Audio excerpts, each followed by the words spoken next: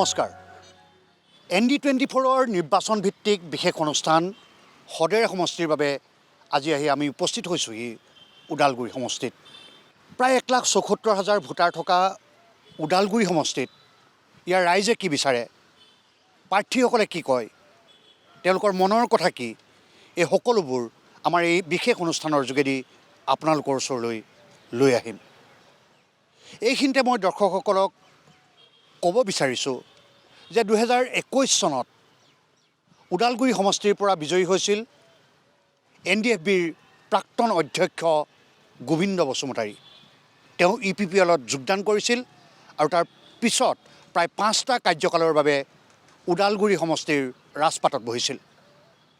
কিন্তু তাৰ পৰৱৰ্তী সময়ত দেখা গ'ল যে 2026 চনৰ এই বিধানসভা নিৰ্বাচনত তেওঁ প্ৰতিদ্বন্দ্বিতা নকৰে, অৰ্থাৎ তেওঁ নতুন প্ৰজন্মৰ বাবে বাট মুকলি কৰি দিছে। আৰু এইবাৰ ওদালগুৰি সমষ্টিত UPPLৰ হৈ প্ৰতিদ্বন্দ্বিতা কৰিব ছাত্ৰ ৰাজনীতিৰ পৰা প্ৰত্যক্ষ ৰাজনীতিলৈ অহা দীপেন বৰুৱাই। আৰু এই কথাও উল্লেখ কৰা প্ৰয়োজন যে ওদালগুৰি সমষ্টিত 4বাৰকৈ বিধায়ক হোৱা BPFৰ প্ৰাৰ্থী ৰিহন দৈমাৰীয়েও এইবাৰ প্ৰতিদ্বন্দ্বিতা আগবঢ়াব। উল্লেখ্য যে ৰিহন দৈমাৰী 2টা কাৰ্যকালৰ বাবে তেখেত অসম চৰকাৰৰ মন্ত্ৰী হৈও আছিল। তেওঁলোকে কি কয়, মূলতঃ যুঁজ UPPL আৰু BPFৰ মাজতেই হ'ব বুলি ইতিমধ্যে গুণাগথা চলিছে। এই সকলোবোৰ কথা আমি আমাৰ এই বিশেষ অনুষ্ঠানৰ জৰিয়তে আপোনালোকৰ বাবে লৈ আহিম।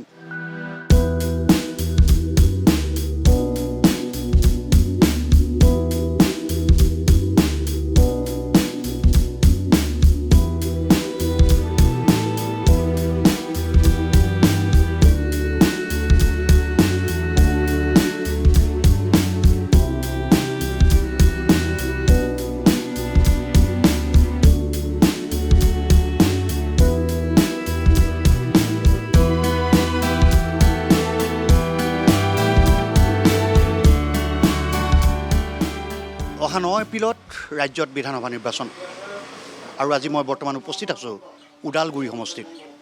ওদালগুৰি সমষ্টিৰ ৰাইজে কি বিচাৰে, নিৰ্বাচনৰ প্ৰাক মুহূৰ্তত এনেকুৱা ধৰণৰ কথাবিলাকৰ আমি উত্তৰ পাবলৈ চেষ্টা কৰিম। মই এখন হোটেলত উপস্থিত আছোঁ আৰু মোৰ কাষতে এগৰাকী খুৰা আছে। মই খুৰাক সুধিব বিচাৰিছোঁ, খুৰা ইলেকশ্যন নিৰ্বাচন পালেহি? পালে। এতিয়া কি কৰিব, কাক দিব ভোট? কাক দিব? সমাজৰ কাৰণে ভাল কৰা মানুহটোকে দিম। আগৰবাৰ UPPL আছিল, আগৰবাৰ UPPLক দিছিল। এইবাৰ মই মোদীকে দিম। আৰু কি কৰিব? এই পদুম ফুলত দিম। পদুম ফুলত দিব, কিন্তু পদুম ফুলত তাৰমানে BPFক দিব আপোনালোকে? BPFকে পদুম ফুল আৰু BPF একেলগে? আগৰগৰাকী একো নকৰিলে নেকি? আগৰবাৰতো কৰা নাই, এতিয়া সি অহাৰ পৰা আমাৰ সমাজটো বহুত উন্নতি হৈছে। গোবিন্দ বসুমতাৰীয়েতো আপোনালোকে ভোট দিছিল, তেওঁ কি কৰিলে? কৰা নকৰাটো আমি এতিয়ালৈকে গম পোৱা নাই। আমিতো বুঢ়া মানুহ হৈ গ'ল, এতিয়া আমি যিটো ভাল পায় সেইটোকে দিম। আৰু ওদালগুৰিত এতিয়া যোনটো আমাৰ হৈ আছে, যেনেকুৱা আমাৰ এতিয়া ৰানিং চৰকাৰ চলি আছে, যোনটো আমাৰ BPF চৰকাৰ, তেওঁলোকে ৰোলিং পাৰ্টি চলি আছে, তেওঁলোকৰ কেম্পাছিং কৰি আছে। এইফালে আমাৰ UPPL চৰকাৰো কৰি আছে। আমি বিচাৰোঁ যোনটো দলে আমাৰ জাগাৰ কাৰণে অলপ ভাল কাম কৰিব, ভাল মানে ধৰক উন্নয়ন কৰিব, উন্নতি কৰিব, এই চৰকাৰকে মই বিচাৰোঁ। UPPL আছিল 2021 চনৰ পিছৰ 2026 চনলৈকে। UPPLে কি কৰিলে আপোনালোকৰ কাৰণে? UPPL চৰকাৰ থাকোঁতে ভাল কামেই হৈছে। যেনেকুৱা ধৰক এওঁলোকৰ নেতৃত্বত যোনবিলাক কাম হৈছে, আমি নকওঁ যে বেয়া হৈছে বুলি, ভালেই কাম হৈছে। কিন্তু এতিয়া যোনটো BPF চৰকাৰ চলি আছে, গতিকে আপোনালোকে BPFৰ ফালে যাব? নাই, এইটো কম নকওঁ যে BPFৰ ফালে যাম। কিন্তু ৰানিং চৰকাৰ চলি আছে, এতিয়া 2টা পাৰ্টিয়ে কৰি আছে। এতিয়া যাৰ নিৰ্বাচনৰ ফলাফল দেখা যাব কি হয়। এনেকুৱা ধৰণৰ বহু ধৰণৰ কথা আছে যিবিলাক বহুতে ক'ব নিবিচাৰে। তথাপিতো ওদালগুৰি তিনিআলিত এইটো এটা অটো ষ্টেণ্ড, ইয়াতে আমি উপস্থিত হৈছোঁহি সাধাৰণ লোকসকলৰ তেওঁলোকে কি বিচাৰে এই কথাৰ বুজ ল'ম। খুৰা, নিৰ্বাচন একদম ওচৰত, আপোনালোকে কি বিচাৰিছে? আমি বিচাৰোঁ যাতে আমাৰ উন্নয়ন হয়, এইটোৱে বিচাৰিছোঁ। আমাৰ এখন ভাল লাগে, এই কি কয় MLA এজন লাগে ভাল, আৰু আমাৰ ৰাইজৰ উন্নতি হ'ব লাগে, এইটোৱে বিচাৰোঁ। মূলতঃ যুঁজ UPPL আৰু BPFৰ মাজতে হ'ব। আপোনালোকে কাক বিচাৰে? আমি নিৰ্দলীয়, আমাৰ কোনো দল নাই। আমাৰ যোনে ভাল মানুহ এজন আহিব লাগে, এইটোৱে আমি জানো। আগতেতো UPPLৰ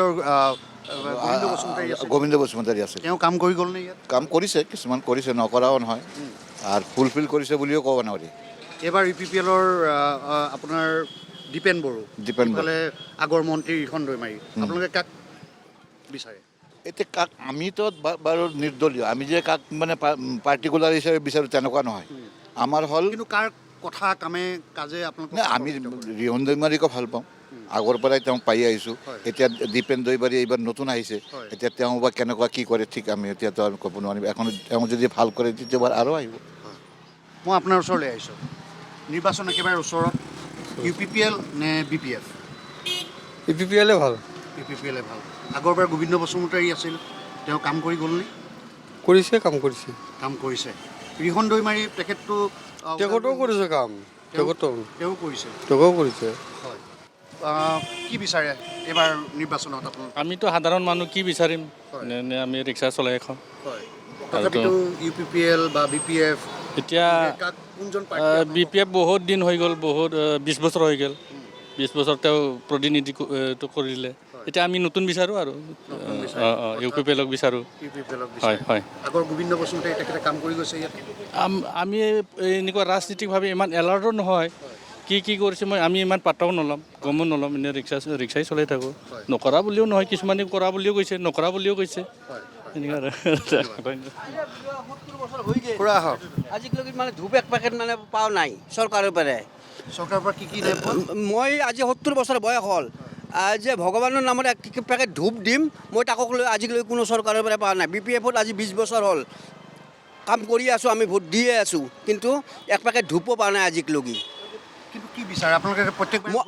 আমি বিচাৰোঁ কি আমাৰ যিবিলাক কাম আছে, সমস্যা আছে, মৌলিক অধিকাৰ আছে, সেইবিলাক আমাক দিলে আমি অলপমান সুখী আনন্দিত হ'ম। বা কিবা আঁচনিয়ে দিলাক বা বুঢ়া বৃদ্ধ পেঞ্চনকে দিলাক, এইবিলাক দিলে মানে আমি অত্যন্ত সুখী হ'ম। আৰু কিন্তু আজিলৈকে মানে ধূপ এক পেকেটে পোৱা নাই চৰকাৰৰ পৰা, কোনো চৰকাৰৰ পৰাই পোৱা নাই। বেলেগ কাম কাজ কৰিছেনে? ৰাস্তা পথ প্ৰায় চাফাই কামত আমি লাগি থাকোঁ। এই উদ্যান বা যোগিনৰ উদ্যানখন বনাইছোঁ নিজৰ পকেটৰ পইচা দি। MLA তাতে গৈছোঁ, কেইবাবাৰো গৈছোঁ, কেইবাটা MLA তাতেও মানে আজিলৈকে মানে হাত নেমেলিলাক, মানে টকা 5,000 নিদিলাক আজিলৈকে। UPPLৰ এজন নতুন মানুহ আহিছে। গতিকে তেওঁ বা কি কৰে, কি ধানৰ কি চাউল, মানে একো ধৰিব নোৱাৰি। আৰু এতিয়া আগৰজন গোবিন্দ বসুমতাৰীয়ে তেওঁ কাম কৰি গ'ল। তেওঁতো একোৱে নিদিলাক। আৰু এই কেইটামান মানে ৰিক্সাৱালাক মানে 7 লাখ 6 মাহমান খাটি পেলাই তাহাক ৰিক্সা একোখন কৰি দিলাক, অৱশ্যে নেদানে তেওঁ, কিন্তু বাকী আৰু চবকেতো দিব নোৱাৰে। গতিকে তেওঁলোকক দিছে, ৰিক্সা দিছে 10খন ৰিক্সা দিছে, 10টা ল'ৰাক। এই ইমানখিনি কাম কৰি দিছে, আৰু তাত বাহিৰে একো কাম কৰি দিয়া নাই। বাইদেউ ইলেকশ্যনটো পালেহি। আহি পালে। তাৰপিছত এতিয়া কাক দিব ভোট? মই কাৰো নাম নলওঁ, জাগাত যাম, যাক ভাল পাওঁ তাকে দিম। কাক ভাল পায়? যে মই নাম নাকাৰো, BPFও আছে, চব আছে, UPPLও আছে। চবকে এনেকে মাৰি থৈ যাম চবক। এইবাৰ যে আপোনালোকৰ UPPLৰ গোবিন্দ বসুমতাৰী আছিল, তেওঁ কি কৰিলে? ভাল কাম কৰিলে নে আপোনালোকৰ ইয়াত? মইতো নাজানো, বেঙা মানুহ ইয়াত বহি থাকেতো কেনেকৈ জানিব, একো নাজানো মই। কিন্তু আপুনি যেতিয়া ভোট দিবলৈ যাব, যাক ভাল পায় তাকে দিব। যিকোনো দিম। বাইদেউ ওদালগুৰিত কেনেকুৱা নিৰ্বাচনৰ বতৰ? নিৰ্বাচনৰ বতৰটো এতিয়া আমি কি ক'ম, আমি সৰু সুৰা মানুহ, এতিয়া যোনে খেলি আছে এইবিলাক ক'ব পাৰিব। কিন্তু আহি পাইছে, গম পাইছোঁ, কিন্তু কাক দিয়া হয় চাওঁ। আমিতো এতিয়া UPPLৰ লগত ছাপোৰ্ট আছোঁ। UPPLৰ হয়। গোবিন্দ বসুমতাৰী আপোনালোকৰ বিধায়ক আছিল আগৰ পৰা। হয়। তেওঁতো এতিয়া নাই, তেওঁ ভাল কাম কৰি গ'লনে আপোনালোকৰ ইয়াত? কৰাটোতো কৰিছে, জাগা সেনেকৈ কৰিছে, কৰাটো ভালে কৰিছে। এইবাৰ তথাপিতো দীপেন বড়ো নতুনকৈ আহিছে আপোনালোকৰ? হয়, দীপেন বড়োকে আমি ছাপোৰ্ট কৰিছোঁ। দীপেন বড়োকে হয়। ছাপোৰ্ট কৰিছে।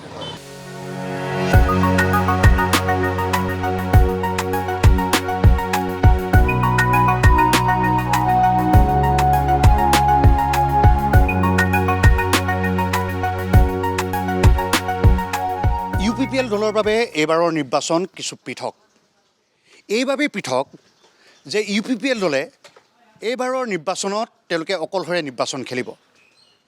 2021 চনত UPPLে BJPৰ সৈতে একেলগে তেওঁলোকে বিধানসভা নিৰ্বাচনত অৱতীৰ্ণ হৈছিল।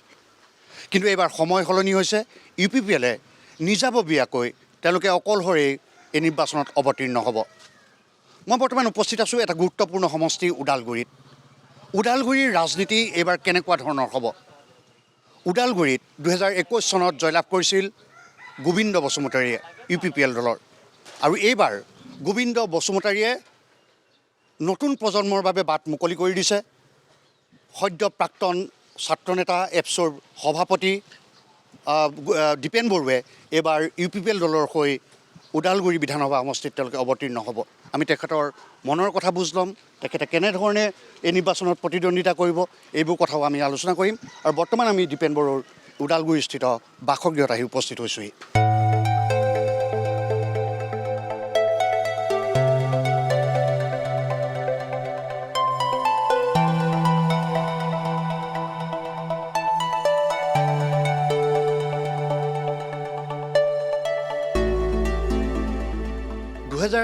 চনত ওদালগুৰি সমষ্টিৰ পৰা বিজয়ী হৈছিল গোবিন্দ বসুমতাৰী, কিন্তু এইবাৰ নিৰ্বাচনত তেখেতে প্ৰতিদ্বন্দ্বিতা নকৰে। এটা নতুন প্ৰজন্মৰ বাবে তেখেতৰ আসন আগবঢ়াই দিছে। কথাটো হ'ল এখেত দীপেন বড়ো, নতুনকৈ চিনাকি কৰি দিয়াৰ প্ৰয়োজন নাই। প্ৰাক্তন সভাপতি এপছুৰ, ছাত্ৰ ৰাজনীতি এৰি এইবাৰ ওদালগুৰিত তেখেত বিধায়ক হোৱাৰ মন মেলিছে। আমি অকণমান আপোনাৰ ওচৰলৈ আহিব বিচাৰিছোঁ যে এই সমষ্টিটোক লৈ আপোনাৰ আশা আকাংক্ষা কেনেকুৱা ধৰণৰ? ওদালগুৰি বিধানসভা সমষ্টিত UPPL দলে প্ৰমোদ বড়ো ডাঙৰীয়াৰ নেতৃত্বৰ দলে মোক প্ৰাৰ্থী হিচাপে মনোনীত কৰিছে আৰু মই নমিনেশ্যন অলৰেডি ফাইল কৰিলোঁ। আৰু ৰাইজৰ উদ্দেশ্যে যিহেতু মই দীঘলীয়া 25টা বছৰ জাতিৰ কাৰণে সমাজৰ কাৰণে মই সেৱা কৰিলোঁ আৰু বড়োলেণ্ডবাসী ৰাইজক 25 লাখ জাতি জনগোষ্ঠী 26টাকৈ যিখিনি আমাৰ জনগোষ্ঠী আছে শান্তি সম্প্ৰীতি ভাতৃত্ববোধৰ কাৰণে আমি সমন্বয়ৰ কাৰণে কাম কৰিলোঁ। তো লক্ষ্য এটা আছে যে সমাজক সামাজিকভাৱে ৰাজনৈতিকভাৱে আমি কেনেকৈ আগুৱাই নিম।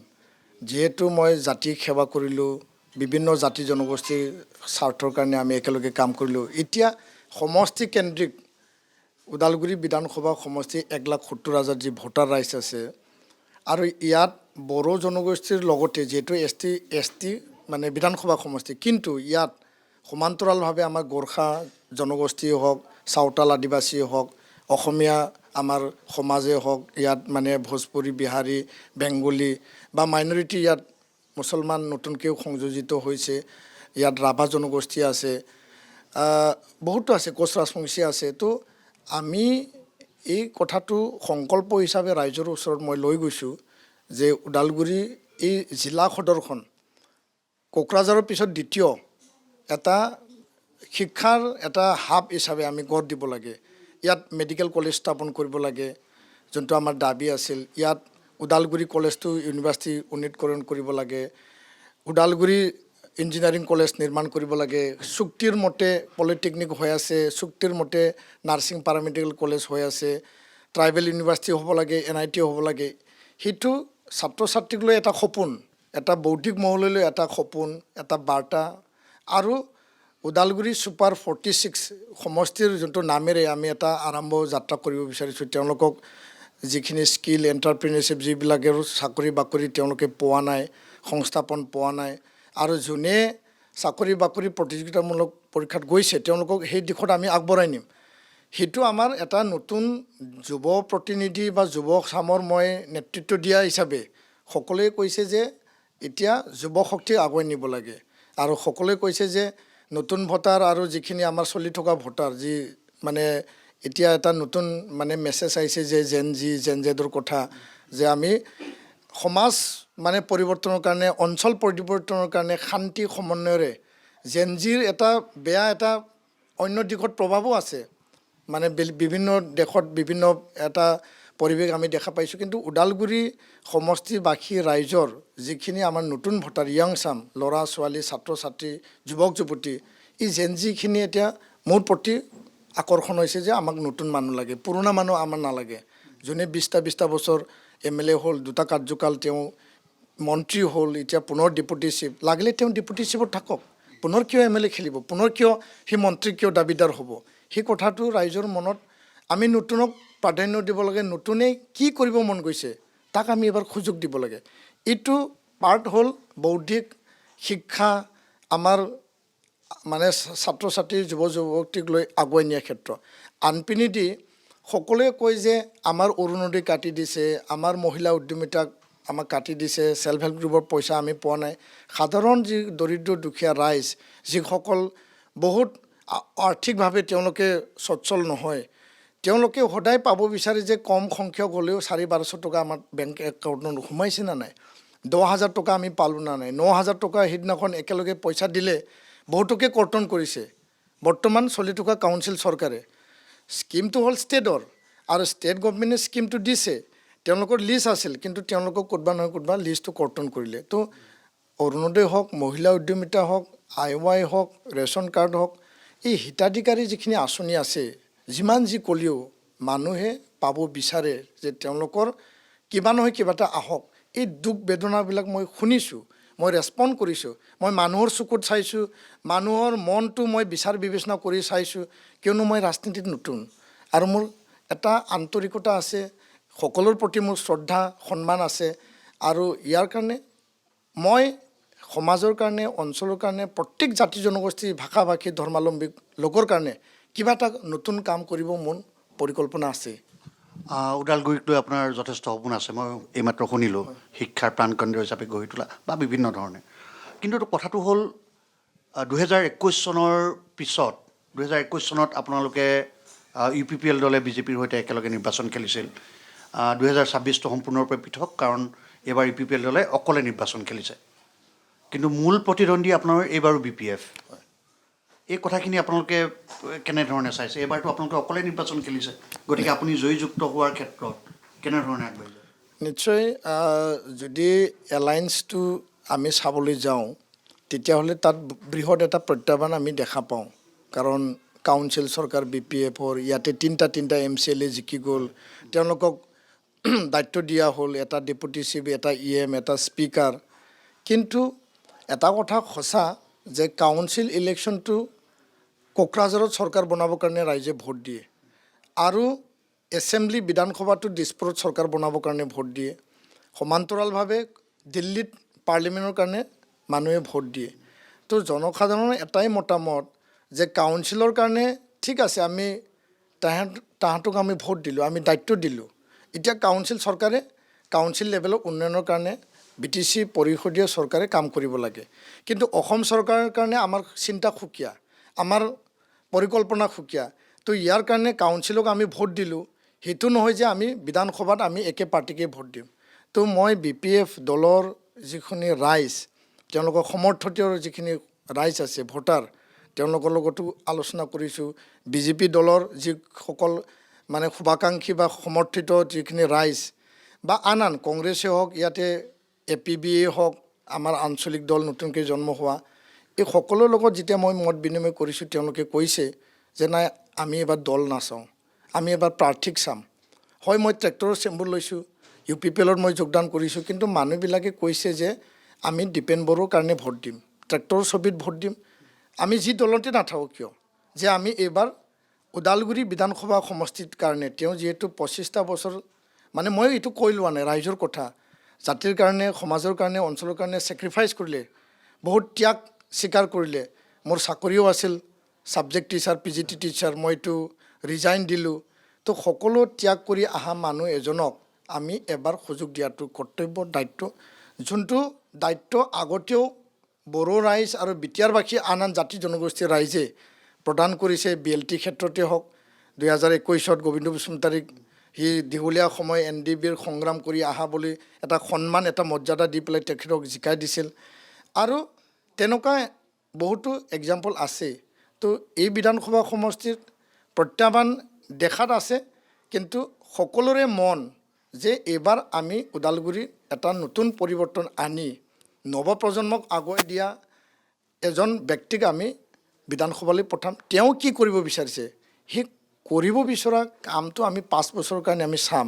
কাৰণ এটা মানুহৰ হাতত যদি বেছি ক্ষমতা থাকে, ডেপুটি চিফ থাকিব, পুনৰ MLA থাকিব, পুনৰ মন্ত্ৰী হ'ব, 20টা বছৰ MLA হ'ল, দুটা কাৰ্যকাল তেওঁ মানে মন্ত্ৰী হ'ল, ওদালগুৰিত মানে পানী টেংকি আছে 2টা, এইটো যিদিনাখন যোৱাত তেওঁৰ মন্ত্ৰীত্ব থকা সময়ত পিতা কাটিছে, তাৰপিছত পানী পোৱা নাই, তাত মানে আইৰণ পানী, বিশুদ্ধ খোৱা পানী নাই।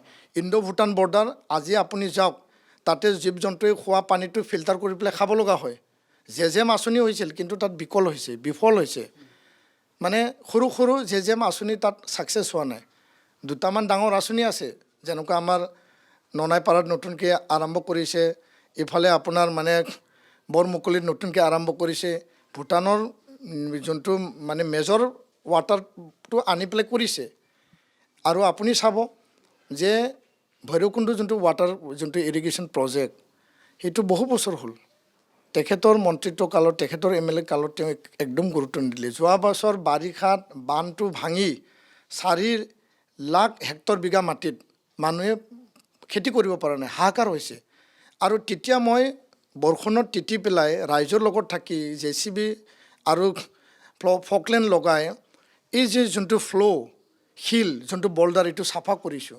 তাৰপিছত যোনটো আমাৰ কেনেল আছে, খৌৰাং যোৱা কেনেল, সেই কেনেলটো ভাঙি পেলাই যোনটো পথাৰত মানে পানী সোমাই গ'ল আৰু বাকী পথাৰত মানে পানী নোহোৱা হৈ গ'ল। প্ৰমোদ বড়ো ডাঙৰীয়াক মাতি, অশোক সিংঘাল ডাঙৰীয়াক মাতি, মই জাতীয় আৰু ছাত্ৰ সংগঠন হিচাপে তেওঁলোকক মাতিছোঁ যে ৰাইজৰ দুৰ্দশা হৈছে। তেওঁলোকে নিজ চকুৰে আহি পেলাই চিফ ইঞ্জিনিয়াৰক মাতি গোটেই মেৰামতি কৰা কাম কৰিছে, যাৰ কাৰণে ৰাইজে খেতি পথাৰত পানী পাইছিল আৰু এইবাৰ তেওঁলোকে খেতি পাবলৈ সক্ষম হৈছে। তো মন থাকিলে চব পাৰে। ক্ষমতা যদি খামুচি মাৰি থাকে, এটা মানুহে যদি চব দায়িত্ব ল'ব, স্পৰ্টছৰ দায়িত্ব ল'ব, মহাবিদ্যালয়ৰ অধ্যক্ষ হ'ব, টাউন কমিটিৰ চেয়াৰমেন হ'ব, ক'ৰবা মানে স্কুলৰ চেয়াৰমেন সভাপতি হ'ব, চব ক্ষমতা অকলে মোকে লাগে আৰু বেলেগক এৰি দিয়া মতলব নাই। আৰু এনেকুৱা যদি ক্ষমতা এজন মানুহৰ হাতত থাকে, গণতান্ত্ৰিক ব্যৱস্থা মানে আমাৰ যিখিনি উঠি অহা নৱপ্ৰজন্ম বা যিসকলে কাম কৰিব বিচাৰিছে, তেওঁলোকৰ কাৰণে সুবিধা ক'ত? তো ইয়াৰ কাৰণে আপোনাৰ মাধ্যমেদি মই আহ্বান জনাব বিচাৰিছোঁ যে ওদালগুৰিবাসী ৰাইজ আৰু বিটিয়াৰবাসী ৰাইজ, প্ৰথমে মই ওদালগুৰিবাসী ৰাইজৰ কাৰণে মই কাম কৰিম। মই প্ৰতিজ্ঞাবদ্ধ, ৰাইজক সেৱা মোৰ পৰম ধৰ্ম, সমাজ সেৱা পৰম ধৰ্ম। আপোনালোকে মোৰ ওপৰত বিশ্বাস ৰাখক। মই আপোনালোকৰ কাৰণে ৰিস্ক লৈ আহিছোঁ। আপোনালোকৰ কাৰণে মই যি কৰিব পাৰে, যিমান কৰিব লাগে, নতুন এটা চিন্তাৰে মই কৰিম। সকলো স্তৰৰ সমস্যা সমাধানৰ মোৰ কৰ্তব্য।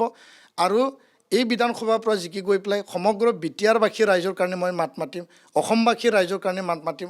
অসম আই মাতৃ, বড়োলেণ্ড আই মাতৃক সেৱা কৰা মোৰ পৰম এটা কৰ্তব্য হিচাপে মই আগবাঢ়িম। ধন্যবাদ ব্যস্ততাৰ মাজতো এই সময়খিনি আমাক দিয়াৰ বাবে। আপোনাক আগন্তুক ৰাজনৈতিক জীৱনৰ শুভেচ্ছা জনালোঁ।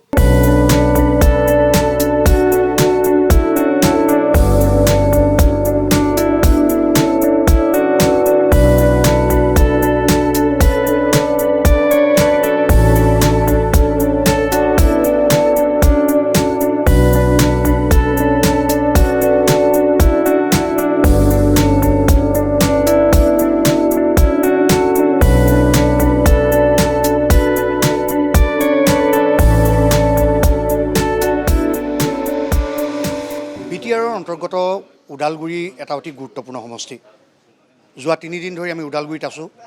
ওদালগুৰিৰ ৰাইজৰ মনৰ বতৰা লৈছোঁ আৰু সদ্যহতে আমি আহি উপস্থিত হৈছোঁহি ওদালগুৰিৰ পৰা 4বাৰকৈ বিধায়ক হোৱা তথা 2টা কাৰ্যকালৰ মন্ত্ৰী ৰিহন দৈমাৰীৰ বাসগৃহত। ৰিহন দৈমাৰীও এবাৰ ওদালগুৰি সমষ্টিৰ এগৰাকী শক্তিশালী প্ৰাৰ্থী। 2021 চনত তেখেতে পৰাজিত হৈছিল যদিও এইবাৰ তেখেতৰ সাংগঠনিক ভেটি বা ইয়াত যিসকল ভোটাৰ ৰাইজ তেওঁৰ যথেষ্ট শক্তিশালী। মই তেখেতৰ পৰা জানিবলৈ চেষ্টা কৰিম যে আপুনি 2বাৰকৈ মন্ত্ৰী আছিল, 4বাৰৰ বিধায়ক। ওদালগুৰি সমষ্টিটোক লৈ আপোনাৰ আশা আকাংক্ষা কেনেকুৱা ধৰণৰ? চাওক, মই যেতিয়া প্ৰথম 2001 চনত মই বিধায়ক হৈছিলোঁ, তেতিয়াৰ পৰাই ওদালগুৰি সমষ্টিক কেনেকৈ আগুৱাই লৈ যাব পাৰোঁ তাৰ কাৰণে মই চেষ্টা কৰিছোঁ। ইয়াত বিভিন্ন জাতি জনগোষ্ঠীৰ লোক আছে, বিভিন্ন ভাষা ভাষী, বিভিন্ন ধৰ্মৰ লোক আছে। সকলোকে একেলগে লগত লৈ আমি সেই সময়ৰ পৰা আগবাঢ়ি আছোঁ। আৰু ইয়াত যিখিনি উন্নয়নমূলক কাম কৰিব লাগে, বিশেষভাৱে 2001 চনততো একোৱেই নাছিল, ইয়াত শূন্যৰ পৰা মই আৰম্ভ কৰিছিলোঁ। আৰু 2001 চনত মানে ওদালগুৰি সমষ্টিত এটাও RCC দলং নাছিল, চব কাঠৰ দলং আছিল।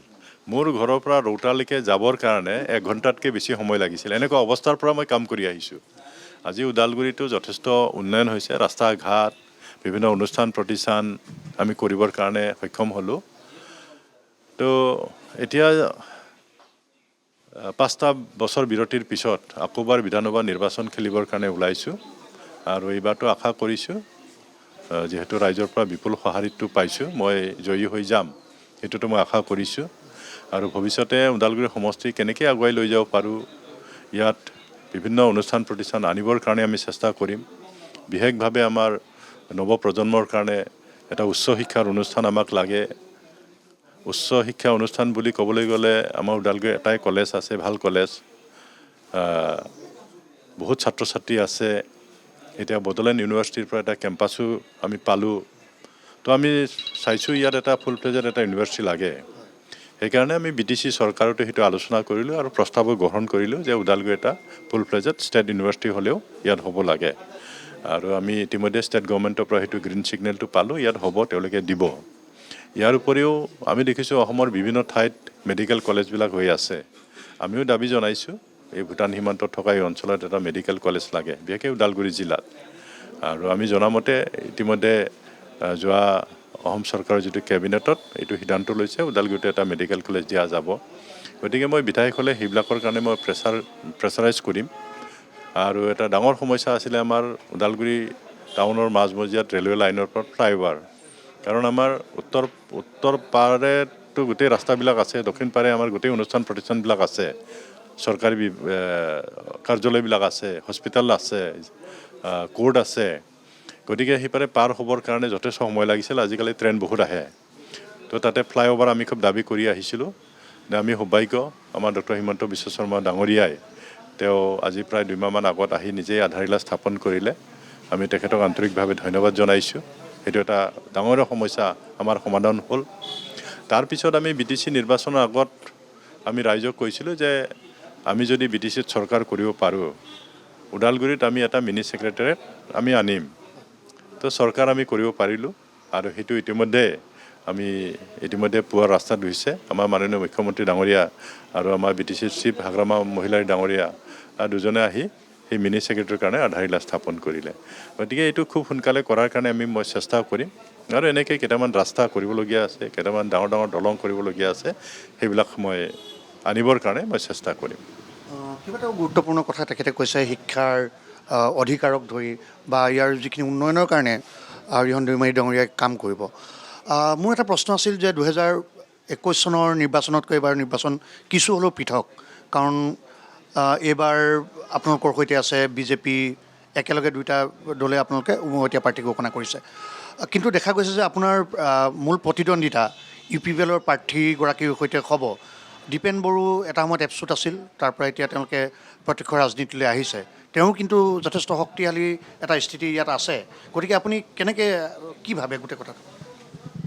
নাই, সকলোখিনি নিৰ্ভৰ কৰিব ৰাইজৰ ওপৰত। আমিতো আশাবাদী। আমাৰ BPF দলটোও খুব দুৰ্বল নহয়। আমাৰ ৰাজনৈতিকভাৱে আমি যথেষ্ট শক্তিশালী আৰু আমি ইয়াত 3জন আমি MCLA আছোঁ। ভৈৰৱকুণ্ড সমষ্টি, আমাৰ ধনচিৰি সমষ্টি পৰে আৰু হৰচিঙা সমষ্টি, 3টা সমষ্টিতো আমি BTCৰ সদস্যসকল আছোঁ। গতিকে সেইটো ক্ষেত্ৰত আমি এটা প্লাছ পইণ্টটো আছে। আৰু মই নিজে 2001 চনৰ পৰা আজিৰ তাৰিখলৈকে মই ৰাইজৰ লগত আছোঁ। ৰাইজৰ বিপদ আপদ হ'লে, কিবা এটা সমস্যা হ'লে সদায় আমি তেওঁলোকৰ লগত থিয় দিছোঁ, সহায় কৰিছোঁ। গতিকে সেই ক্ষেত্ৰত মোৰ এটা বিশ্বাস আছে ৰাইজে মোক বেছি অগ্ৰাধিকাৰ দিব। আৰু দীপেন বড়ো হ'ব পাৰে, বড়ো ছাত্ৰ সন্থাৰ তেওঁ সভাপতি আছিলে, এটা জাতীয় সংগঠন চলাইছিলে, কিন্তু ৰাজনীতিত তেখেতে নতুন। গতিকে মইতো একদম আশাবাদী। এতিয়া তেখেতক বেছিভাগেই কিবাটো আপচুৰ পৰা সমৰ্থন তেখেতে লাভ কৰিব। আজিৰ তাৰিখত আমাৰ বড়ো ছাত্ৰ সন্থাৰ খুব স্থিতিটো যদিও সাংগঠনিকভাৱে তেওঁলোকে আছে, কিন্তু ৰাইজে তেওঁলোকৰ ওপৰত যে কিমান বিশ্বাস কৰি ভোট দিব মোৰ এটা সন্দেহ আছে। আৰু বৰ্তমান যিসকল UPPLত আছিলে তেওঁ UPPL দলত যোগদান কৰিছে। UPPL দলৰ নেতা কৰ্মীবিলাকে হয়তো তেওঁৰ ওপৰত সন্তুষ্ট নহয় আৰু সেইকাৰণে বহুত UPPLৰ নেতা কৰ্মীসকলে আমাৰ BPF দলত যোগদান কৰি আছে। মই দেখিছোঁ এই ক্ষেত্ৰত তেওঁলোকৰ স্থিতি যথেষ্ট দুৰ্বল হৈছে। আৰু যিহেতু মই BJPৰ পৰাও যথেষ্ট মানে ভোটটো পাম, কাৰণ ইয়াত বিজেপিৰ স্থিতিও যথেষ্ট ভাল। গতিকে সেই ক্ষেত্ৰত আমাৰ সেইটো প্লাছ পইণ্ট আছে। আনফালে AGPৰ 2-এটা কৰ্মীসকল আছে, তেওঁলোকৰ পৰা মই ভোট পাম। আৰু নতুনকৈ গঠন হোৱা অল্টাৰনেটিভ পাৰ্টি, তেওঁলোকে পূৰ্ণ সমৰ্থন আমাক আগবঢ়াব। গতিকে 4টা দলে মোক সমৰ্থন কৰিব। NDA হিচাপেতো মই ষ্ট্ৰং আছোৱেই, আৰু অল্টাৰনেটিভ পাৰ্টিও আমাক সমৰ্থন কৰিব। গতিকে 4টা পাৰ্টি যিহেতু সমৰ্থন কৰিব, নিশ্চিতভাৱে মই জয়ী হৈ যাম, এইটো মই আশা কৰিছোঁ। ধন্যবাদ। ND24ৰ পৰা আপোনালৈ শুভকামনা জনালোঁ।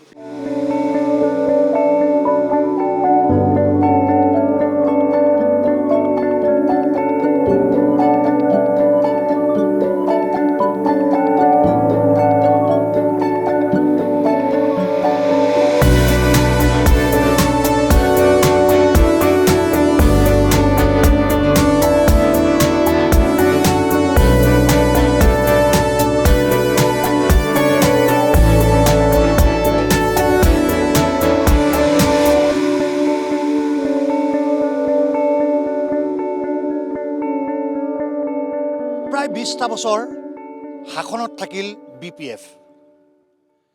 BPF দলৰ পৰা গৈ প্ৰায় 10 বছৰৰ কাৰণে মন্ত্ৰী হ'ল ৰিহন দৈমাৰী, আৰু তাৰ পাছত 2021 চনত পৰিৱৰ্তন হ'ল। গোবিন্দ বসুমতাৰী হ'ল ওদালগুৰিৰ নতুন বিধায়ক।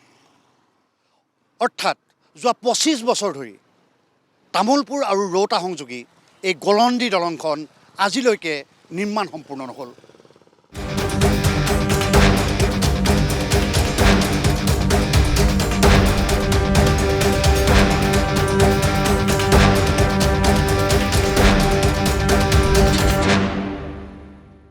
আজি আহি আমি উপস্থিত হৈছোঁহি তামোলপুৰত।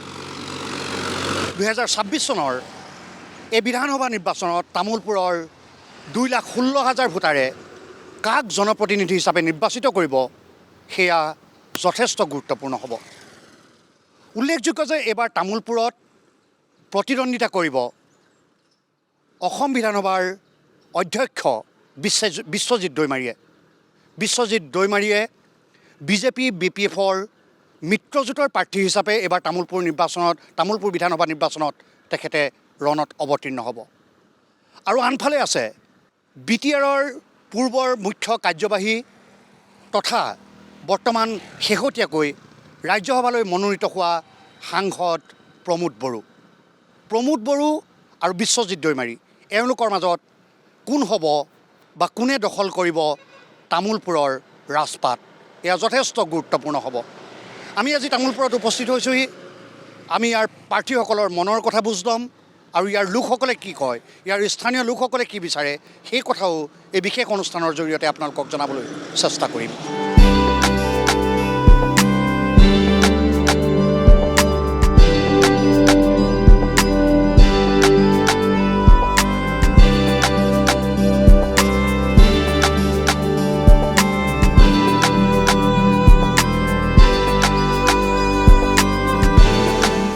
ভোটাৰ ৰাইজৰ মনৰ কথা জানিবলৈ আমি ইতিমধ্যে তামোলপুৰত উপস্থিত আছোঁ। তামোলপুৰত বিভিন্ন লোকৰ সৈতে মই কথা পাতিছোঁ। দেখিছে এখন টেম্পুত কেইগৰাকীমান লোক আহিছে। মই তেওঁলোকৰ পৰাও জানিবলৈ চেষ্টা কৰিম তামোলপুৰৰ ৰাইজে কি বিচাৰে। আচলতে নিৰ্বাচন একেবাৰে ওচৰত, দাদা কি হ'ব এবাৰ, আপোনালোকে কি ভাবে? যিগৰাকী বিধায়ক আছিল UPPLৰ, তেওঁ কি কৰিলে কি নকৰিলে, বা নতুনকৈ এগৰাকী আহিছে বিশ্বজিৎ দৈমাৰী, তেওঁলোকৰ ওপৰত আশা কেনেকুৱা আপোনালোকৰ? বৰ্তমান দুয়োজনেও ভাল। আগৰজনৰ UPPLৰ যিজন মানে প্ৰমোদ বড়ো আছিল, তেখেতেও ভাল, আৰু বিশ্বজিৎ দৈমাৰীও ভাল।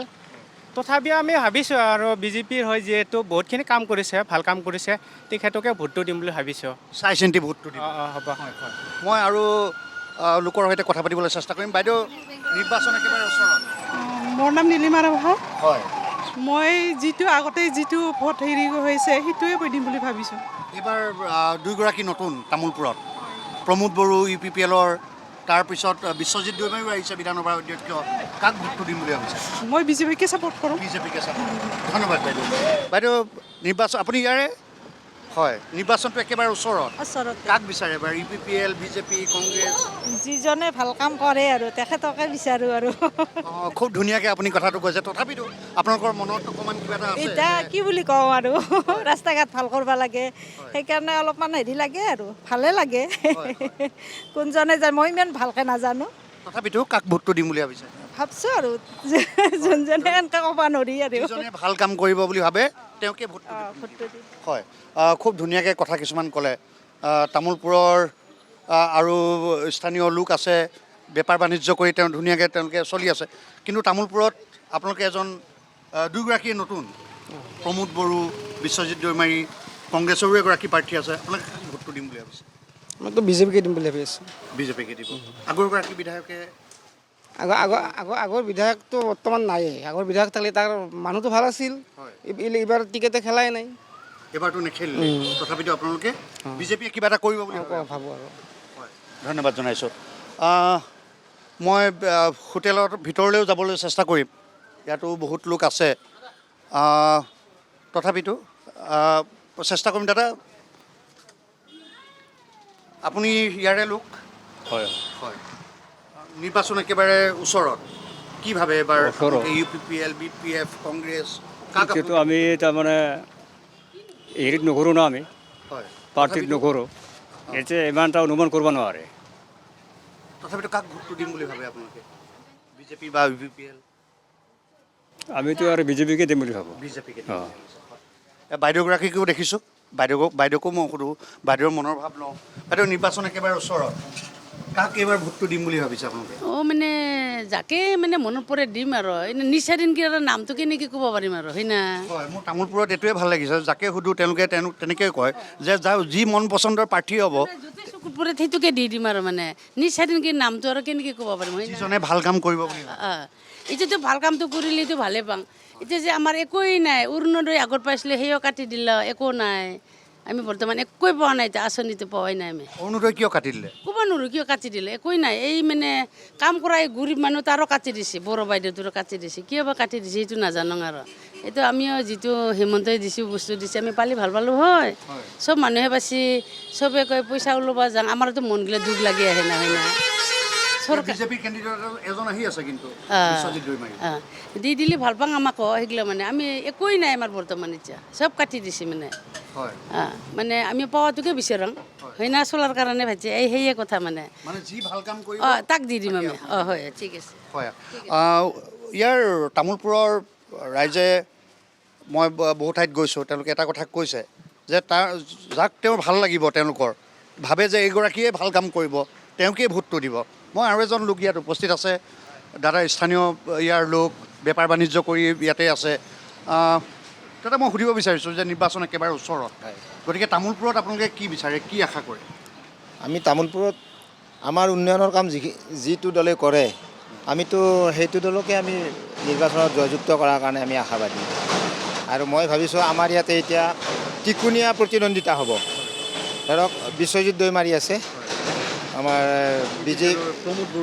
বিজেপিৰ পৰা বিশ্বজিৎ দৈমাৰী আছে এইটো BPF আৰু AGP বিজেপিৰ এলায়েন্সত প্ৰমোদ বড়ো আছে অকলশৰীয়াকৈ এইবাৰ প্ৰমোদ বড়ো কৰিছে UPPLৰ পৰা তাৰপিছত আমাৰ ৰাফেল দৈমাৰী আছে কংগ্ৰেছৰ পৰা মই ভাবোঁ বিশেষকৈ প্ৰমোদ বড়ো আৰু বিশ্বজিৎ দৈমাৰীৰ মাজত মানে প্ৰতিদ্বন্দ্বিতাটো মানে হ'ব আৰু তাৰ উপৰিও আমাৰ যি কংগ্ৰেছৰ প্ৰাৰ্থী তেখেতেও হয়তো কিছু ভোট পাবলৈ সক্ষম হ'ব আৰু যোনেই নিজিকক আমাৰ সেইটোলৈ কোনো কথা নাই আমাৰ অঞ্চলৰ উন্নয়ন হ'ব লাগে আমি সেইটোৱে বিচাৰোঁ এতিয়া উন্নয়ন বুলিবলৈতো বহুত বাকী আছে আমাৰ এই অঞ্চলত যেনেকুৱা ৰাস্তা পদূলিৰ পৰা হওক শিক্ষাৰ ক্ষেত্ৰত হওক আজি শিক্ষাৰ ক্ষেত্ৰত চাওক তামোলপুৰত এখন ছায়েন্সৰ কলেজ নাই আজি যদি বিজ্ঞান মহাবিদ্যালয় নাই আজি যে কোনোবা এজন ল'ৰা ইয়াতে ছায়েন্স পঢ়ি হায়াৰ ছেকেণ্ডেৰী পাছ কৰে তাৰপিছত ওপৰত পঢ়িবলৈ আমাৰ ইয়াতে এখন কলেজ নাই বিশেষকৈ মই সেইটো খুবেই অনুভৱ কৰোঁ গতিকে তেনেকুৱা ধৰণে শিক্ষাৰ ক্ষেত্ৰত সেইটো আছে প্ৰব্লেম আমাৰ যাতায়াতৰ ক্ষেত্ৰতো ৰাস্তা ঘাটৰ পদূলিৰ ক্ষেত্ৰত যথেষ্টখিনি আমাৰ এতিয়াও মানে পিছপৰা হৈ আছে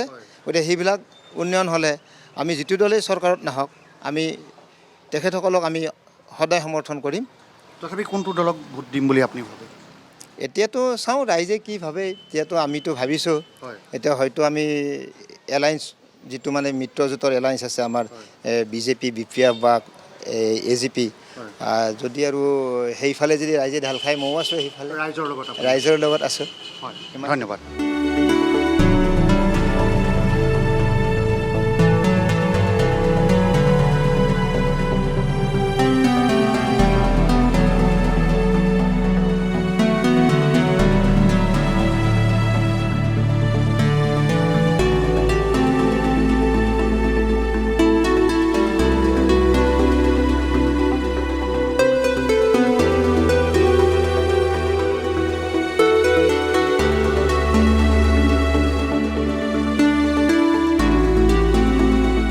BTRৰ অন্তৰ্গত তামোলপুৰ সমষ্টিৰ প্ৰতি সকলোৰে দৃষ্টি নিবদ্ধ আছে কিয়নো এইবাৰ তামোলপুৰত প্ৰতিদ্বন্দ্বিতা কৰিছে অসম বিধানসভাৰ অধ্যক্ষ বিশ্বজিৎ দৈমাৰীয়ে।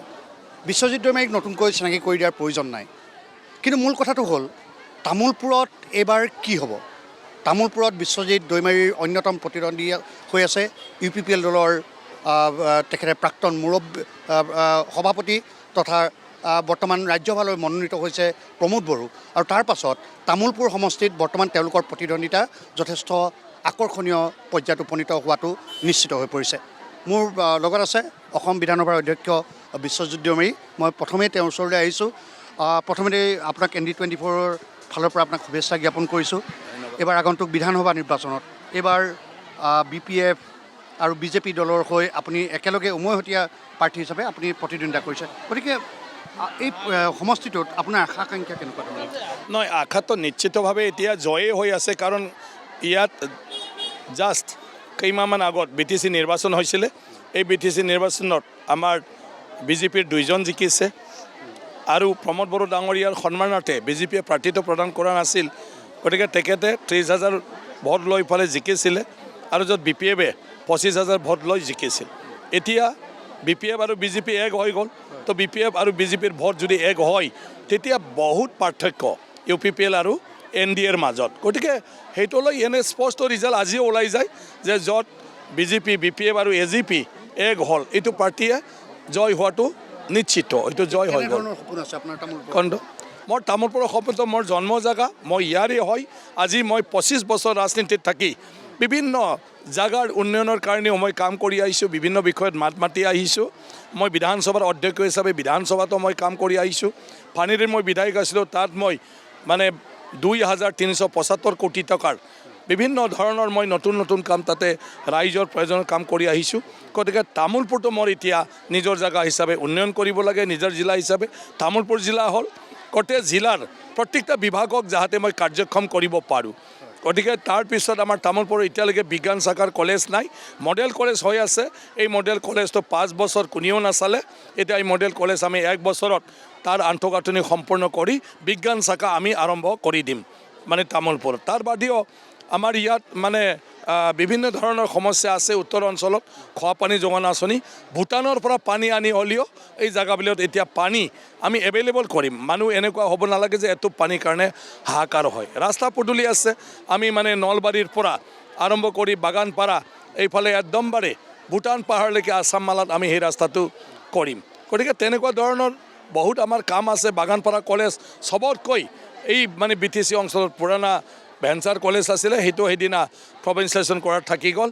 এই কলেজখন আমাৰ অত্যন্ত দৰকাৰ, সেইটো আমি প্ৰভিন্সিয়েশ্যন কৰিম। তো তেনেকুৱা আছে, নতুন প্ৰজন্মক আমি বিভিন্ন ধৰণৰ মানে ট্ৰেইনিং কৰি মটিভেশ্যন কৰি তেওঁলোকক মানে ইণ্টাৰভিউ দিব পৰা, চাকৰি পাব পৰা, স্কিলত কৰি পেলাই বিভিন্ন এজেঞ্চি কোম্পানীত কাম কৰিব পৰা, আৰু AIৰ ক্ষেত্ৰত ৰিচাৰ্চ কৰি আমাৰ এই অঞ্চলত আমাৰ আমেৰিকান কোম্পানী, ইউৰোপ কোম্পানীবিলাকৰ আণ্ডাৰত ঘৰত বহি ইয়াৰ পৰাই কেনেকৈ আমি নতুন পদ্ধতিৰে কাম কৰিব পাৰোঁ, ইয়াৰ ট্ৰেইনিং কৰি পেলাই সকলো ল'ৰা ছোৱালীক আমি ঘৰৰ পৰাই মানে অৰ্থ উপাৰ্জনৰ ব্যৱস্থা কৰি দিয়াৰ প্লেন মই কৰিছোঁ অলৰেডি। কিন্তু কাম কৈছে যে 12টামান চিটত তেওঁলোকে এবাৰ জিকিব। নাই, ডেফিনেটলি ৰাইজে যদি ভোট দিয়ে জিকিব, কিন্তু জিকাৰ অংক কেনেকৈ আহে, জিকাৰ অংক কেনেকৈ আহে? এতিয়া চা, BTC তেখেতে যেতিয়া মুৰব্বী হৈ আছিলে ৰাইজে ভোট নিদিলে, হয় না? আজিতো BTC নাই নহয়, অপজিশ্যন হৈ গ'ল। আজি জলেন দৈমাৰী ডাঙৰীয়া তামোলপুৰত তেখেতে চিটিং MLA আছিলে, প্ৰমোদ বড়ো ডাঙৰীয়া চৰকাৰ আছিলে, কিন্তু হাৰি গৈছিলে বিজিত নাৰ্জাৰী। BJP অকলে আছিলে, BPFও বেলেগকৈ খেলিছিলে। কাতিৰাম বড়ো ডাঙৰীয়া বাগানপাৰাত স্পীকাৰ আছিলে চিটিং, আৰু প্ৰমোদ বড়ো ডাঙৰীয়া তাতে আপোনাৰ চিফ আছিলে CM। ইয়াৰ পিছত ভূপেন বড়ো ডাঙৰীয়া MLA আছিলে বৰমা সমষ্টিৰ চিটিং, তাৰপিছতো হাৰিলে। গতিকে আগৰ সেই পজিশ্যন আৰু নাই। গতিকে আজিৰ দিনটোত সলনি হ'ল। হিমন্ত বিশ্ব শৰ্মা ডাঙৰীয়াৰ নেতৃত্বত NDA আজি অকল ৰাস্তা, দলং, ইউনিভাৰ্চিটি, মেডিকেল কলেজ এইটোৱেই নহয়, আজি প্ৰত্যেকটা পৰিয়ালত আগুৱাই লৈ যাবৰ কাৰণে পাকঘৰলৈকে কাৰ কি আছে কি নাই চাই পেলাই আঁচনি ধৰিছে।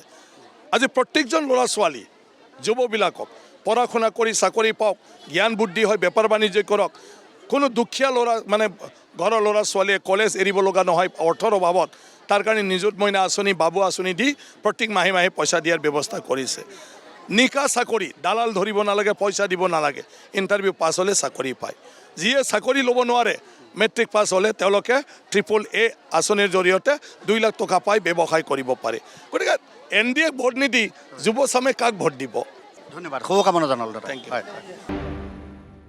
BTR অন্তৰ্গত তামোলপুৰ এটা অত্যন্ত গুৰুত্বপূৰ্ণ সমষ্টি আৰু এইবাৰ তামোলপুৰৰ প্ৰতি মানুহৰ দৃষ্টি এইটো কাৰণেই নিবদ্ধ হৈ আছে যে এইবাৰ তামোলপুৰত প্ৰতিদ্বন্দ্বিতা কৰিছে BTRৰ প্ৰাক্তন মুৰব্বী প্ৰমোদ বড়োৱে কেইদিনমান পূৰ্বে প্ৰমোদ বড়োক ৰাজ্যসভালৈ মনোনীত কৰা হৈছিল অৰ্থাৎ তেওঁ ৰাজ্যসভাৰ সাংসদ হিচাপে ইতিমধ্যে মনোনীত হৈছে কিন্তু তাৰ পাছতো প্ৰমোদ বড়োৱে তামোলপুৰৰ পৰা বিধানসভা নিৰ্বাচন খেলিব কিয় এই কথাটো বহুতৰ বাবে দুৰ্বোধ্য হৈ আছে বহুতে এইটো কথাও কৈছে যে প্ৰমোদ বড়োৱে হয়তো UPPL দলৰ নেতৃত্বক আগবঢ়াই লৈ যাবৰ বাবেই তেনেধৰণে তেওঁ বিধানসভা নিৰ্বাচনত অৱতীৰ্ণ হৈছে মই প্ৰথম প্ৰশ্নটো এইটোৱেই দাদা কিয় তামোলপুৰত আপুনি ৰাজ্যসভাৰ সাংসদ হিচাপে মনোনীত হোৱাৰ পাছতো আপুনি বিধানসভা নিৰ্বাচনত ৰাজ্যসভাৰ যিটো সাংসদ বা ৰাজ্যসভাৰ যিটো পদ সেইটো UPPL দলৰ প্ৰায়ৰিটি নাছিলে সেইটো আমাৰ সেই সময়ত NDAত আছিলোঁ হিচাপে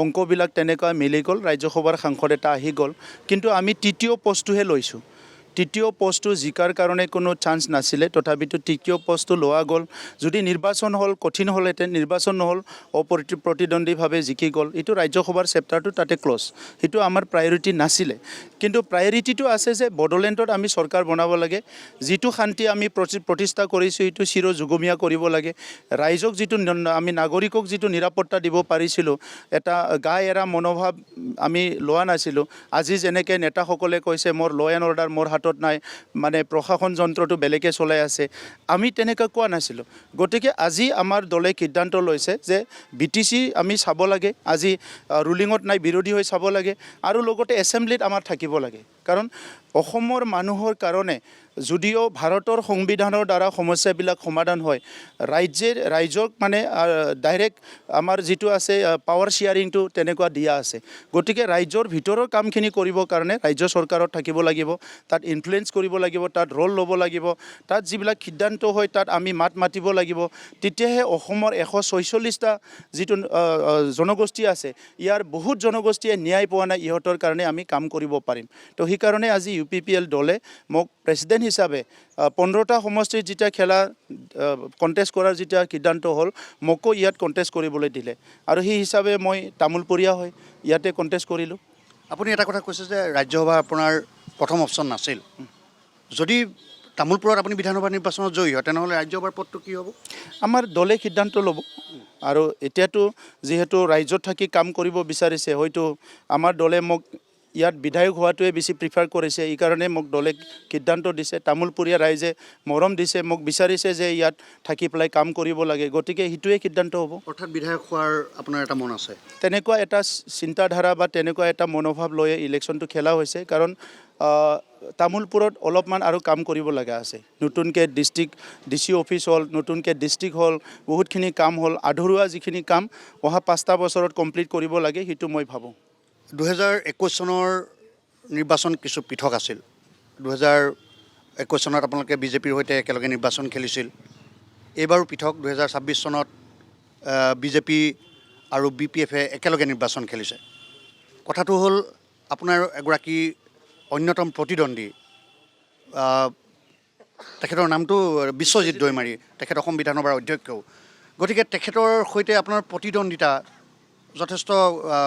যথেষ্ট কঠিন হ'ব কেনেধৰণে আপুনি আগবাঢ়ি যাব চাওক যি কি নহওক প্ৰতিদ্বন্দ্বিতা কঠিনেই হয় ইয়াত ইমান সহজ একো নাই কিন্তু তামোলপুৰৰ কনচাৰ্ণত যদি ক'বলৈ যায় আজি তামোলপুৰখন যেনেকৈ নিৰ্মাণ কৰা হৈছে যেনেকৈ সজোৱা হৈছে তামোলপুৰীয়াই ইমান দিনে যিটো আশা কৰি আছিলে যে তামোলপুৰখনো আগুৱাই যাব লাগে এই যিটো আজিৰ তামোলপুৰ নতুন তামোলপুৰ ইয়াত আমাৰ কিছুমান যিটো কণ্ট্ৰিবিউশ্যন আমাৰ যিটো কাম সেইটো জড়িত হৈ আছে গতিকে আজিৰ তামোলপুৰীয়াই চিনি পায় ইয়াত প্ৰমোদ বড়ো ইয়াত জলেন দৈমাৰী আৰু আজিৰ যিটো নেতৃত্ব UPPL নেতৃত্ব যিসকলে আন্তৰিকতাৰে তামোলপুৰটো গঢ়িবলৈ আগবাঢ়ি আহিছে এই কথাখিনি তামোলপুৰীয়াই চবেই চিনি পায় বা গম পায় তো ইয়াৰ কাৰণে যোনে কণ্টেষ্ট কৰিব নাহক কিয় মই সেইটো খুব বেছি কিবা বুলি ভাবা নাই, চেলেঞ্জিং বুলি ভাবা নাই।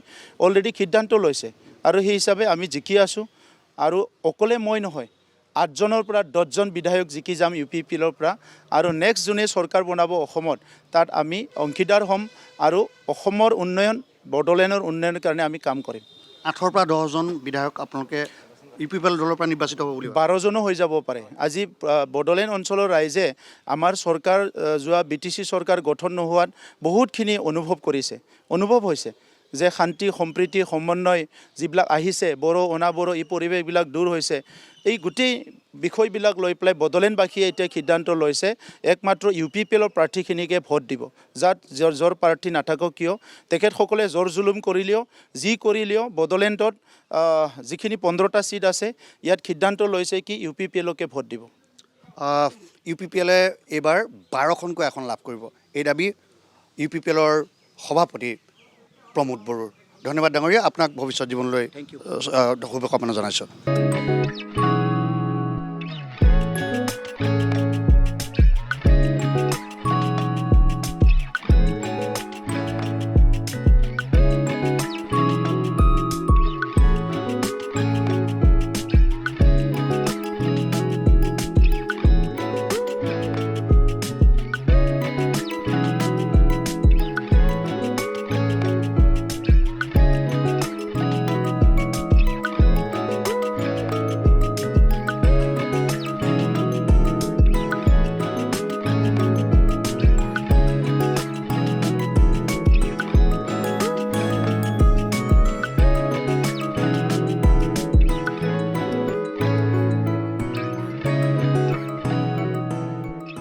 আমি প্ৰাৰ্থীসকলৰ মনৰ বুজ ল'বলৈ তামোলপুৰত উপস্থিত আছোঁ। ঠিক তেনেদৰে ইয়াৰ লোকসকলে কি ভাবে, ইয়াৰ স্থানীয় লোকসকলৰ ওপৰতে আচলতে নিৰ্ভৰ কৰিব কেনেধৰণে বা পৰৱৰ্তী 5 বছৰত কোনে তামোলপুৰত শাসন কৰিব। মই ইয়াৰ যিসকল স্থানীয় লোক তেওঁলোকৰ মনৰ বতৰা ল'বলৈ চেষ্টা কৰিম। মই বৰ্তমান তামোলপুৰৰ এটা চকত উপস্থিত আছোঁ। মোৰ লগত কেইগৰাকীমান জ্যেষ্ঠ নাগৰিকো আছে। মই তেওঁলোকৰ ওচৰলৈ যাব বিচাৰিছোঁ। তেওঁলোকৰ মনৰ খবৰ কি? নিৰ্বাচন আহি আছে, খুৰা আপোনাৰ ঘৰ ইয়াতে চাগে? মই ইয়াতে ঘৰ। নিৰ্বাচন আহি আছে আপোনাৰ? নিৰ্বাচন মানে এইটো 9 তাৰিখেতো ইলেকশ্যন হ'বই। 9 তাৰিখে ইলেকশ্যন নহ'লে ইয়াতে বৰ্তমান প্ৰাৰ্থী 4জনমান উঠিছে। বৰ্তমান নিৰ্দলীয় 4জন, বাকী প্ৰাৰ্থী আমাৰ BJPৰ পৰা আমাৰ হেৰি উঠি বিশ্বজিৎ দৈমাৰী আৰু আমাৰ BTR প্ৰমোদ UPPৰ পৰা আৰু কংগ্ৰেছৰ ৰাফেল দৈমাৰী। বাকী আৰু নিৰ্দলীয় 4জন মানে হৰ্ষ স্বৰ্গীয়াৰী, আমাৰ ডিম্বেশ্বৰ ৰাভা, আমাৰ ইয়াতে কি শৰণীয়া আছিলে ইয়াতে নৱশৰণা, দীপজ্যোতি শৰণীয়া, এনেকৈ 5-6জনমান উঠিছে ইয়াতে। আপোনালোকে কি ভাবে এবাৰ কাক ভোট দিব পাৰে? ভোট মানে এতিয়া আমাৰ ইয়াতেতো দেখা দি মোৰ ভাৱটো সন্দেহটো আমাৰ UPPL আৰু BJPৰ ভিতৰতে অলপ প্ৰতিদ্বন্দ্বিতা হ'ব বৰ্তমান এতিয়াতে, সেইটো ভাৱ এটা আমাৰ বৰ্তমান এতিয়াতে। আৰু এনেইতো দাউৰা দৌৰ কৰি আছে ইয়াতে, সেয়ে ভাবা আৰু আমাৰ। আপোনালোকৰ মানে কি BJP নে? এতিয়া ৰাষ্ট্ৰীয় হেৰি হিচাপে আমি BJPৰে মানুহ নহয় জানো, BJPৰে আশা কৰিছোঁ সেই জানো। আৰু আঞ্চলিকটোতো আৰু আমাৰ BTRটোত আছেই আমাৰ প্ৰমোদ বড়ো, আমি এতিয়া BJPকে ভাবিছোঁ। BJP যোৱাৰ আশা আছে আৰু চিফটো হোৱাৰ আমাৰ হিমন্ত বিশ্ব শৰ্মাৰ চিফ হোৱাৰ এটা পূৰা সম্পূৰ্ণ আছে 100%। সেই কথা। মই দাদা আপোনাৰ ওচৰলৈ আহিছোঁ। নিৰ্বাচন একেবাৰে ওচৰত, হয়। কি আশা কৰিছে, কাক আপোনালোকে ভোটটো দিম বুলি ভাবিছে? আচ্ছা, মোৰ দৃষ্টিত এনেকুৱা মানে আমি তামোলপুৰবাসী বুলি নহয়, গোটেই অসমবাসীয়ে মানে মই নিজকে মানে পাব্লিকখিনি মানে অশিক্ষিত যেন লাগি আছে। কাৰণ কিয় এজন মানুহক বাৰ বাৰ ৰজা পতাটো এইটো শিক্ষিত মানুহৰ কাম নহয়। সেইকাৰণে মোৰ দৃষ্টিত মানে ৰজাজন প্ৰত্যেক বছৰে বদলাব লাগে, তেতিয়াহে মানে দেশৰ উন্নতি হ'ব। হয়, এইটো ইয়াত আছিল। বিশ্বজিৎ দৈমাৰীও আগত এবাৰ আমাৰ ইয়াতে MLA হৈ গৈছিল। যিহেতু তেখেতৰ কোনো এটা মানে ডেভেলপৰ কাম মানে কিবা নাই, পিছৰ বছৰ 5 বছৰ মানে তেখেতে হাৰি থাকিল। নেক্সট 12 বছৰ সাংসদ হ'ল, সাংসদ হৈও তামোলপুৰ জিলাৰ একো ডেভেলপ কৰা নাই। আকৌ এই যোৱাবেলি 5 বছৰ আপোনাৰ পানেৰীত গ'ল, পানেৰীটো টেঙামে বিক্ৰী কৰি থৈ আহিছে। গতিকে সেই দৃষ্টিত মানে BJPৰো ইমান আশা নাই। গতিকে প্ৰমোদ বড়োতো আৰু তেখেতে GM আগতেতো এবাৰ চিফ হৈ গ'ল BTRৰ মিত্ৰজোঁটৰ, নেক্সট আকৌ এইবেলি যদিও চৰকাৰ বনাব নোৱাৰিল জি এম হৈ থাকিল জি এম হোৱাৰ উপৰিও তেখেতে বৰ্তমান সাংসদ হ'ল এতিয়া আকৌ MLA গতিকে সেইকাৰণে কৈছোঁ তেখেতক মোৰ দৃষ্টিত এজন মানুহকে বাৰ বাৰ কিয় ৰজা পাতিব লাগে তাতকৈ এজন নতুনত্বক মানে ৰজা পতাটো শ্ৰেয় বুলি ভাবোঁ হয় খুৰা আপোনাৰ ওচৰলৈ আহিছে চাওক যোৱাবেলি আমাৰ MLA আছিলে জলেন দৈমাৰী তেওঁ আমাৰ ঘৰৰ কাষৰে তেওঁ আমাৰ যিটো অহা যোৱা ৰাস্তা আমাৰ তাৰমানে এখন তাৰমানে নদী এটা আছে নদীটো আমি তাৰমানে পাৰ হ'বৰ কাৰণে চিন্তা কৰিব লাগিব বাৰিষা আমি অহা যোৱা কৰিব নোৱাৰোঁ সেই আমাৰ ঘৰৰ কাষৰ MLA জনে আমাৰ ৰাস্তাটো নাচালে তাৰমানে সেইকাৰণে আমি এতিয়া এই বস্তু কাক দিম বুলি আমি মানে ক'ব নোৱাৰিম সেইটো পিছত হ'ব কাক দিওঁ কাক নিদিওঁ কিন্তু জলেন দৈমাৰীয়ে একোৱেই নকৰিলে APPL আছিলে কিন্তু প্ৰমোদ বড়ো আহিছে তামোলপুৰৰ তেখেতে কাম কৰিছে আমি নকওঁ বাৰু তামোলপুৰত কাম কৰিছে বহুত কাম কৰিছে কিন্তু বিশ্বজিৎ দৈমাৰী আমাৰ একো কাম কৰা নাই যোৱাবেলি কৰা নাছিলে এইবাৰ জানো কৰিব নকৰিব সেইটো নাজানো সেইটো আৰু ভোট কাক দিওঁ সময়ত আমি দেখা পাম বাৰু জানো সেইটো আমি কাক দিওঁ কাক নিদিওঁ নকওঁ এতিয়া মই যি বুজি পাইছোঁ যে ইয়াত UPPL আৰু BPFৰ মাজত এটা শক্তিশালী প্ৰতিদ্বন্দ্বিতা হ'ব আৰু তেওঁলোকৰ ইয়াৰ স্থানীয় লোকসকলৰ মনৰ কথাবোৰ মই উপলব্ধি কৰিবলৈ নিশ্চয়কৈ চেষ্টা কৰিম আৰু কিছু লোক আছে মই তেওঁৰ পৰাও জানিবলৈ চেষ্টা কৰিম নিৰ্বাচন একেবাৰে ওচৰত এইবাৰ আপোনালোকে কি ভাবিছে নৱপ্ৰজন্মৰ ভোটাৰ হিচাপে আপোনালোকে কাক বিচাৰে আমিতো প্ৰথম BJPকে ছাপোৰ্ট কৰোঁ বাট BJP হওক আপোনাৰ UPPL হওক কামটো একোৱে কৰা নাই ধৰক মোৰ ঘৰখন মানে গাঁওখন অলপ ভিতৰুৱা খোগাবাৰ বুলি কয় মানে এনেই আপোনাৰ তাতে 1% কাম হোৱা নাই বাট এই ইলেকশ্যন হোৱাৰ আগে আগে আপোনাৰ 2-3 দিন আগত যাবই এনেই জাষ্ট মানুহখিনি সঁহাৰি ল'ব বাকী একো নাই তাৰপিছত আৰু পাৰি গ'ল বা তাৰ যিহেতু আমাৰ মটঙা নদী বুলি কয় মটঙা নদীটো আপোনাৰ মানে পাৰ ভাঙি গৈছে কিমান সেই কৰিলোঁ নাই এতিয়ালৈকে একোৱেই ব্যৱস্থা একোৱেই কৰা নাই এতিয়া আপোনালোকে নতুনক আদৰি ল'ব নতুনে বা আৰু কি কৰে চাওক বিশ্বজিৎ দৈমাৰী কিন্তু ভোটটো আপোনালোকে BJPকে ধন্যবাদ বৰ সুন্দৰকৈ তেখেতে কিছুমান কথা উল্লেখ কৰিছে কিন্তু এটা কথা নিশ্চিত যে তামোলপুৰত এইবাৰ যুঁজ হ'ব UPPL বনাম BJP আৰু আটাইতকৈ গুৰুত্বপূৰ্ণ কথা যে BJP দলে এইবাৰ BPFৰ সৈতে একলগ হৈ তেওঁলোকে নিৰ্বাচন খেলিব